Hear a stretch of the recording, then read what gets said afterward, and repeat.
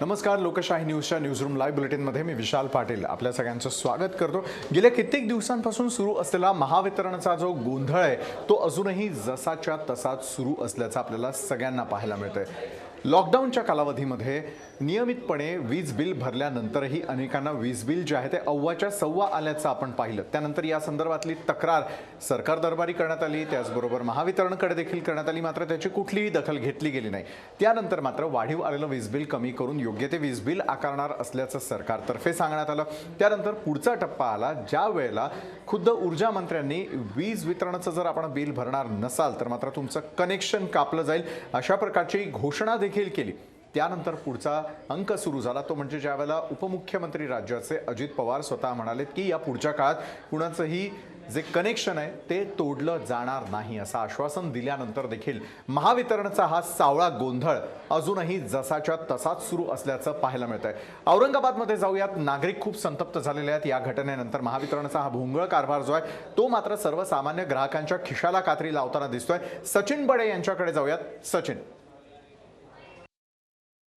राज्यातील जनता पुन्हा एकदा संकटात सापडलेली आहे, कारण वीज बिल न भरता कनेक्शन कट करायला सुरुवात केलेली आहे. राज्याचे उपमुख्यमंत्री महोदय यांनी देखील सांगितलेलं आहे की ज्यांची वीज बिल भरलेले नाहीत त्यांना तुम्ही त्रास देऊ नका, कनेक्शन कट करू नका. परंतु तरी सुद्धा महावितरणाचा धडाका चालू आहे, धडक कारवाई चालू आहे. यामुळे सर्वसामान्य कुठेतरी त्रासामध्ये आहे. जाणून घेऊयात काय वाटतं सर्वसामान्यांना. सर, उपमुख्यमंत्री महोदयांनी तुम्हाला कुठेतरी सांगितलेलं आहे की दिलासा दिलाय, परंतु महावितरण दिलासा न देता त्रासच देत आहे. काय त्रास होतो नेमकं? माननीय उपमुख्यमंत्री अजित पवार यांनी सांगितलं असताना तरीही शेतकऱ्यांचे वीज कनेक्शन काटले जात आहेत किंवा जे पहिले काटलेले तर ते जोडणी न देता अजून त्यांचा उर्मटपणा आपल्याला त्यांच्या कृतीतून दिसूनच येत आहे. तरी माननीय उपमुख्यमंत्री आणि वर सरकारने याच्यावर ठाम भूमिका घेऊन जे अधिकारी असतील त्यांच्यावर कारवाई करणे योग्य आहे असं आम्हाला वाटते. अधिकाऱ्यांवर कारवाई करायला हवी असं आपलं मत आहे. दादा, बऱ्याच दिवसांपासून जे काही कनेक्शन कट केलेली होती ते कट केलेलं कनेक्शन हे जोडलं जात नाहीये. नागरिकांनी वीज बिलं देखील भरलेली आहेत, परंतु तरी सुद्धा त्रास सहन करावा लागतोय. व त्यानंतर उपमुख्यमंत्री महोदयांना सांगितलंय, परंतु त्यांचं ऐकलं जात नाहीये. काय करायला हवं मग? खरं तर राज्याचे उपमुख्यमंत्री अजितदादा पवारांनी सांगितलेलं आहे, हा उपमुख्यमंत्र्यांचा निर्णय आहे. त्याच्यामुळे याच्यावरती महावितरणच्या कर्मचाऱ्यांनी नक्कीच लवकरात लवकर कारवाई करायला पाहिजे. म्हणजे वीज तोडणी करणार तुम्हाला 15 दिवस अगोदर सांगायला लागतं शेतकऱ्यांना किंवा ज्याची तुम्ही वीज तोडणी करतात त्याला. परंतु तुम्ही आता वीज तोडणी केल्यानंतर लाईट बिल भरल्यानंतरही परत त्यांची वीज जोडायला सांगितली असून सुद्धा जोडत नाही आहे, वरूनपणा करताय. नक्की त्यांच्यावर कारवाई केलेली पाहिजे.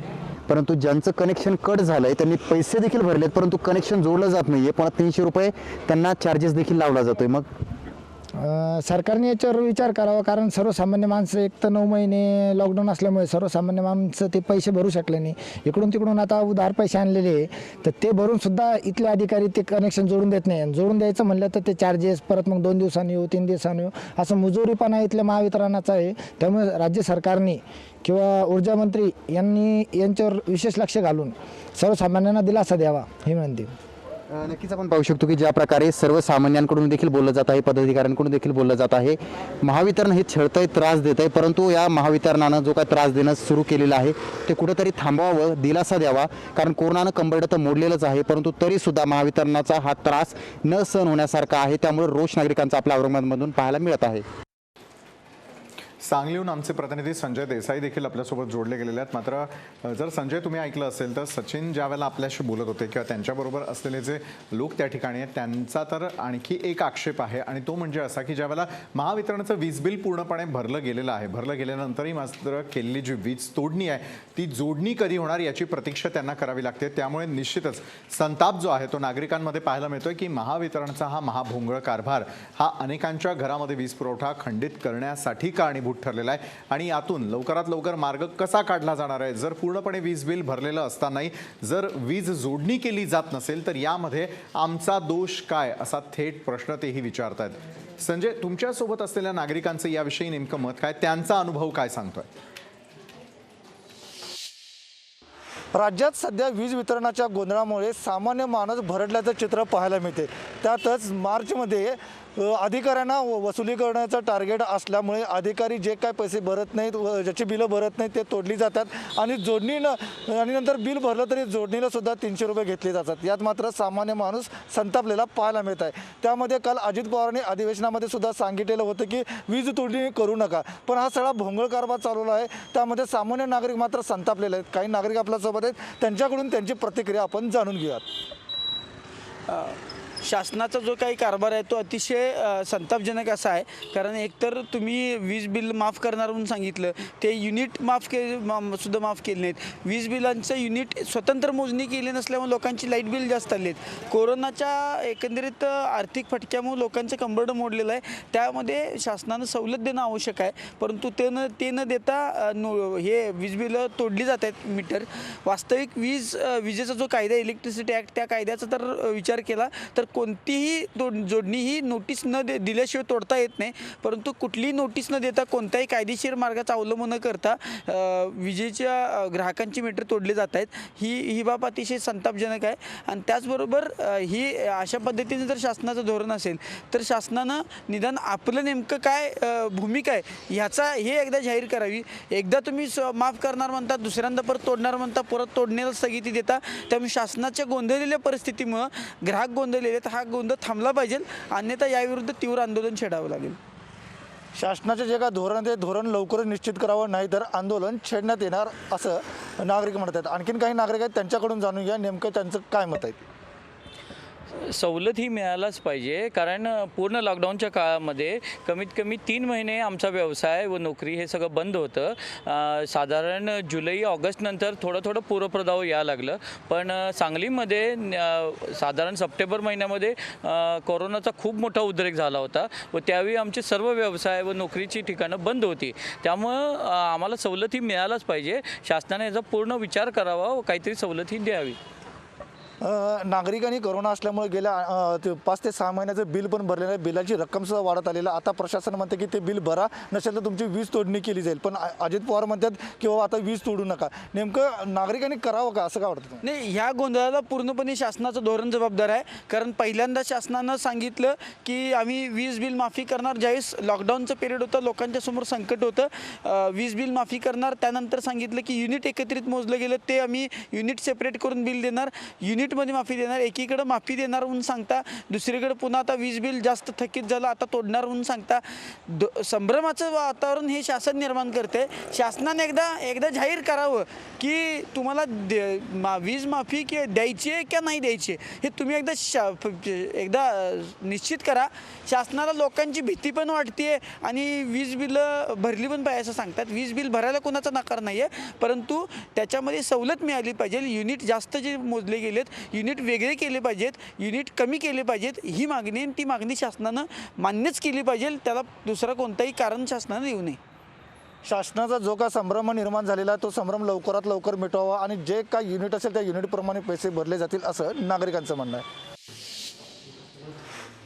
नक्कीच संजय, म्हणजे एका बाजूला वीज जोडणी ही फक्त एकच समस्या नसून ज्यावेळेला वीज बिल आलेलं आहे त्यामध्ये अधिक युनिट्स जे आहेत ते देखील जोडण्यात आलेले आहेत आणि अधिकचे युनिट जे आहे ते कमी करण्यासंदर्भामध्ये एक आश्वासन यापूर्वी जे आहे ते सरकारकडून देण्यात आलेलं होतं. मात्र त्या आश्वासनाची देखील पूर्तता होत नसल्याचं दिसतं आणि त्यामुळे वीज ग्राहक जे आहेत ते आणखी संतप्त झालेले आपल्याला दिसू लागलेले आहेत.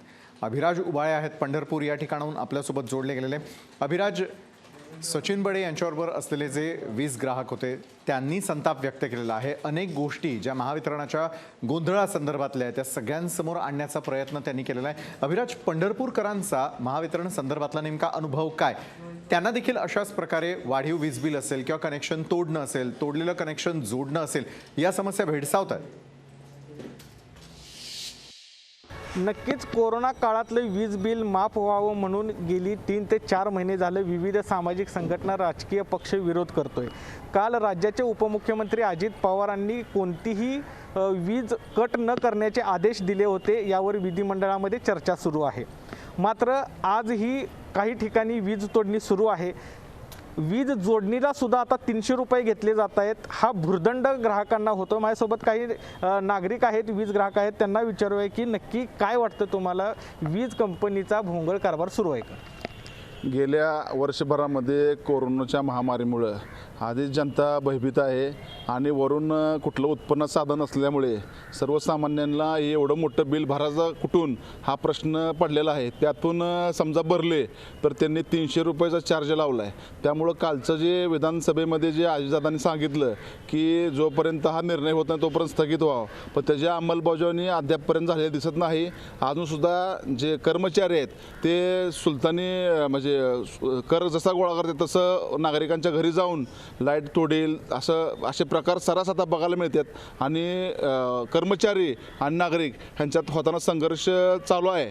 मग तो शासनानं वरनं जो तोंडी आदेश दिलेला आहे त्याचा आदेश खाली येऊन त्याची अंमलबजावणी व्हावी व जो 300 रुपयाचा जो भुर्दंड आहे तो कमी करावा असं आम्हाला वाटतं. काय एक सामान्य नागरिक वीज ग्राहक म्हणून असं वाटतंय का की भोंगळ कारभार सुरू आहे सरकार? हा सरकारचा सध्या चालू असलेला भोंगळच कारभार आहे. आता अजितदादांनी सांगितल्यावर खाली हा त्यांचं बोललेला आदेश पाळतात का नाही हे बघितलं पाहिजेत. आणि कोरोनाच्या महामारीत आता तर सध्या गोरगरीब आत्ता कुठं त्यांना घरात 2 पैसे यायला लागलेत. त्यात त्यांनी दुसरं लॉकडाऊन म्हणले मुख्यमंत्री. पंढरपुरातील वारी बंद पडली. इथं लोक येणारे हातावरची पोट आहेत ज्यांना की जेणेकरून बाबा आपला उदरनिर्वाह केला तरच पैसे मिळतील. रिक्षावाले असतील, टांगेवाले असतील, गोरगरीब हातगाडीवाले असतील, ह्यांचा विचार ह्या सरकारनं कधीही केला नाही गेल्या वर्षभरात. आणि आता यांचे 300 रुपये म्हणजे एक मजुरी आणि वसुली एखाद्या सावकारकीप्रमाणे किती घेतात. मग त्यावेळेस आम्ही चळवळीतील असतील, अंकुशराव असतील, कृष्णा वाघमारे असतील, अशा आमच्या लोकांना जावं लागतं. त्यावेळेस वैयक्तिक आमची त्यांची वादावाद होतात. तरी असं आमचं मत आहे की अजितदादांनी आदेश काढून त्यांच्या पदाधिकाऱ्यांना त्या ऑफिसमध्ये जाऊन त्या अधिकाऱ्यांना सांगितलं पाहिजे की बाबांनी थांबवली पाहिजे आणि 300 रुपये माफ केले पाहिजेत. तर नक्कीच आदेश निघतात पण त्या आदेशाची कुठेही अंमलबजावणी होताना दिसत नाही. त्यामुळं हे सरकार आणि महावितरण नक्कीच गोंधळलेलं आहे असंच या ठिकाणी लोकांना वाटतंय. तर महावितरणच्या या गोंधळाचा जो आहे तो फटका सिंधुदुर्ग इथल्या रहिवाशांना देखील बसलेला आहे. त्यांचं नेमकं काय मत आहे हे जाणून घेणार आहोत एका छोट्याशा ब्रेकनंतर.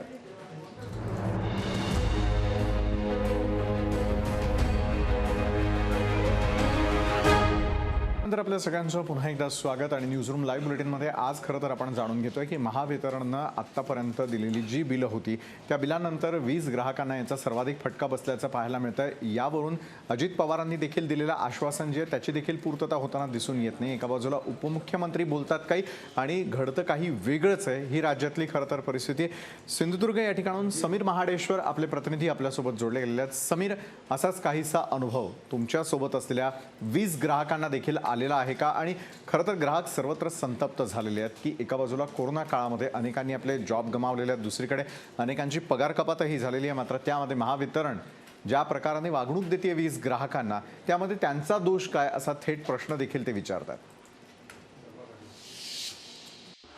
नक्कीच महावितरणाच्या गोंधळ कारभारावरून संपूर्ण नागरिक त्रस्त झालेले आज आपल्याला पाहायला मिळत आहे. काही ठिकाणी वीज बिल मोठ्या प्रमाणावर वाढलेली अनेक शेतकऱ्यांना नागरिकांना आलेले आज आपल्याला पाहायला मिळत आहे. त्याचप्रमाणे आज जर पाहिलं असेल तर एका ठिकाणी वीज कनेक्शन कट केलेले आणि वीज कनेक्शन कट केल्यानंतर वीज बिल भरून देखील काही जे ग्राहक आहेत त्यांची जोडणी देखील केलेली आज आपल्याला पाहायला मिळत आहे. त्यामुळे कुठेतरी संतप्त नागरिकांमधून तीव्र संताप व्यक्त होताना आज आपल्याला पाहायला आपल्यासमोर की नागरिक आहेत, आपण त्यांच्या प्रतिक्रिया जाणून घेऊया.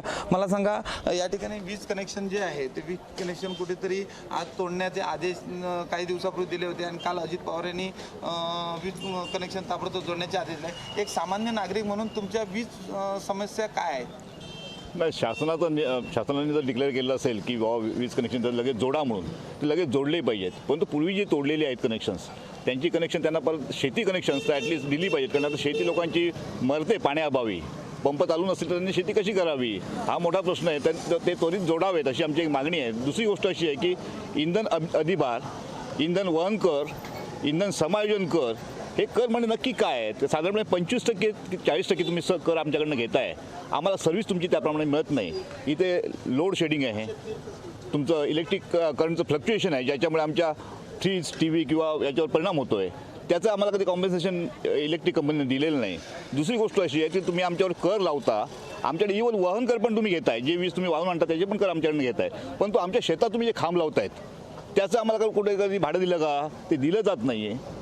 उलट ज्या ठिकाणी त्या शेतावरून जी वायर जाते त्या ठिकाणी त्याला एखादा छोटासा बांगर बांधायचा असेल किंवा एखादं घर बांधायचं असेल तर ते कनेक्शन काढण्यासाठी किंवा ते पोल हटवण्यासाठी पुन्हा तुम्ही आमच्याकडनं पैसे घेताय. म्हणजे आम्हाला न लावता आमच्या शेतात तुम्ही पोल लावताय आणि पुन्हा ते काढायचं असेल किंवा ते शिफ्ट करायचं असेल तर तुम्ही आमच्यावर चार्जेस लावताय. हे चुकीचं आहे ना. याच्यावर तर शासनाने काही निर्णय घेतला पाहिजे. मला सांगा, या ठिकाणी वीज कनेक्शन तोडल्यानंतर 300 रुपये आकारणी केली जाते, यावर काय सांगू शकता? हे कसं आहे, आमच्या या माणगाव खोऱ्यामध्ये जर आपण पाहिलं, कुडाळ तालुक्यामध्ये विशेषतः पाहतो आम्ही, आता जिल्ह्यामध्ये जी परिस्थिती आहे ती फार वेगळी आहे आणि आमच्या माणगाव भागामध्ये फार व्यवस्था चांगली आहे की त्या ठिकाणी वीज तोडणी झालेली नाही आहे. विशेषतः आज तरी कुठे किरकोळ कुठेतरी असेल, परंतु त्याची काही तक्रारी कुठे इथं जाणवत नाहीत किंवा तक्रारी कोण बोलतही नाही. आमच्याकडे काही बोललेलं नाही. आता आम्ही सामाजिक कार्य करत असताना आम्हाला कोणतरी बोलतात की असं आता कसं सहाय्यकाने अर्ज दिला आहे परंतु त्याला 5 वर्ष कनेक्शन कट असताना सुद्धा बिल येत आहे. अशी प्रकार काही घडलेला नाही आहे. परंतु काही कणकवली तालुक्यामध्ये, कुडाळ तालुक्यामध्ये, अन्य तालुक्यामध्ये काही गोष्टी घडत आहेत. त्याच्यावर कुठेतरी अंकुश आला पाहिजे आणि शासनाने त्याच्यावर नियंत्रण ठेवून लोकांना न्याय देणं अत्यंत गरजेचं आहे.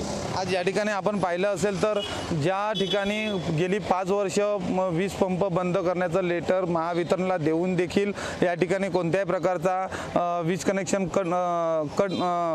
कट केलं नाही आणि असं असताना देखील त्यांना गेली 5 वर्ष आजच्या दिवसापर्यंत बिल येत आहे. त्यामुळे एक चिंताजनक गोष्ट आज आपल्या लक्षात येताना आज आपल्याला पाहायला मिळते. लॉकडाऊन असेल, अनलॉक असेल, त्यानंतर महावितरणचा झालेला जो गोंधळ आहे तो लवकरात लवकर दूर करा अशी मागणी आता वीज ग्राहक करू लागलेले आहेत आणि याकडे महावितरणला आणि सोबतीला सरकारला देखील लक्ष द्यावंच लागणार आहे. कारण ऊर्जा मंत्र्यांनी ज्या प्रकारे म्हटलेलं होतं की वीज बिल जर भरलं नाही तर मात्र मीटर कनेक्शन जे आहे ते कापलं जाईल. मात्र त्यानंतर सुरू झालेला गोंधळ हा अजूनपर्यंत कायम आहे. एकवाक्यता नेमकी या बाबतीतली का नाही आहे असा संतप्त सवाल राज्यातली जनता विचारते. तुर्तास आजच्या न्यूजरूम लाईव्ह बुलेटिनमध्ये वेळ झालेली इथंच थांबण्याची. ताज्या बातम्यांसाठी तुम्ही पाहत रहा लोकशाही न्यूज.